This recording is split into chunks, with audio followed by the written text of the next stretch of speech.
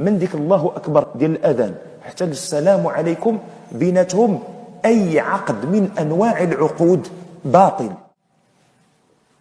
بعتي وشريتي باطل، سنين العقد ديال الشراء ديال الدار باطل، ضربنا لك حلف البيد جوجنا واحد باطل. عود من الاول. يا ايها الذين امنوا اذا نودي للصلاه من يوم الجمعه فاسعوا الى ذكر الله وذروا البيع ذلكم خير لكم وان كنتم تعلمون. الجمعه يا ايها الذين امنوا اذا نودي للصلاه من يوم الجمعه فاسعوا، امر يفيد الوجوب، لا قرينه تصرفه للاستحباب، ما كاينش الا اصحاب الاعذار الشرعيه، هذا موضوع اخر. يا الذين آمنوا إذا نودي للصلاة من يوم الجمعة فاسعوا إلى ذكر الله وذروا البيع، نهي صريح لا قرينة فيه تصرفه للكراهة، تحريم.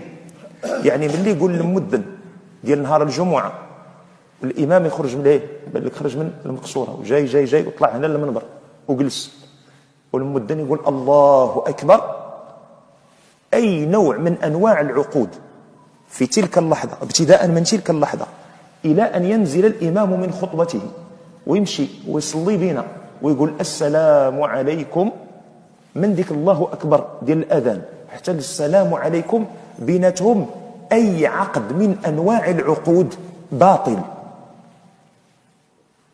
بعتي وشريتي باطل، سنين العقد ديال الشراء ديال الدار باطل، ضربنا لك حلف البيد جوجنا واحد باطل. عود من الأول. يا أيها الذين آمنوا إذا نودي للصلاة من يوم الجمعة فاسعوا إلى ذكر الله وذروا البيع ذلكم خير لكم وإن كنتم تعلمون. فإذا قضيت الصلاة فانتشروا في الأرض وابتغوا من فضل الله وما تنساش راسك واذكروا الله كثيرا لعلكم تفلحون. واضحة المسألة. فبنادم يبان لك جاي في الطريق ويمشي وجالس يتقدف ما عرف شنو هو الخضره ولا فواكه ولا شنو، في الوقت ديال الجمعه راه حنا تنتكلموا على مشاكل كبيره تدخل البيت. لا السلعه اللي دخلتها انا لداري جائزه، ولا داك الفلوس اللي خداها داك البياع والشراي تجوز له. راه الجمعه هذه ماشي التفليه. ملي كنقولوا القران فيه 114 سوره والله عز وجل ارتضاه ليكون لنا منهجا من عهد النبي عليه الصلاه والسلام الى قيام الساعه، يعني البشريه كلها غتمشي بالمنهج القران الكريم. والقران محدود، ما كاينش كل 100 عام يجي واحد يزيدنا فيه شي حاجه. اليوم اكملت لكم دينكم 6236 ايه مقام يتزاد فيها 114 سوره.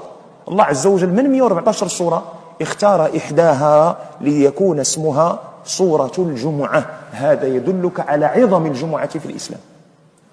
يعني النسبه 1 على 114 في الدين كله الجمعه.